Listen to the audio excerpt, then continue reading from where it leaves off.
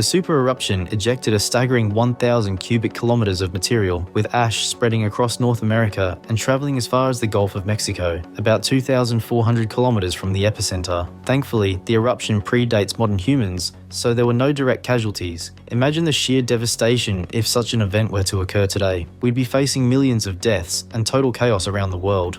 The Yellowstone Supervolcano, it's a caldera volcano. Like they didn't realize that it was so big until somewhere in like the 2000s, I think it was. They did satellite imagery and they realized, oh my God, that's the caldera of a volcano. Like this Yellowstone thing. We thought it was just this crazy place with hot springs. Like, no, that's a supervolcano that is a continent killer.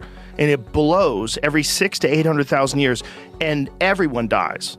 Like the whole country dies, and it happens every 600,000 to 800,000 years. And the last time it happened was like 600,000 years. See, that's another reason Texas should be its own country. Well, we'll get hit. We'll get hit. We're all going to die if that happens.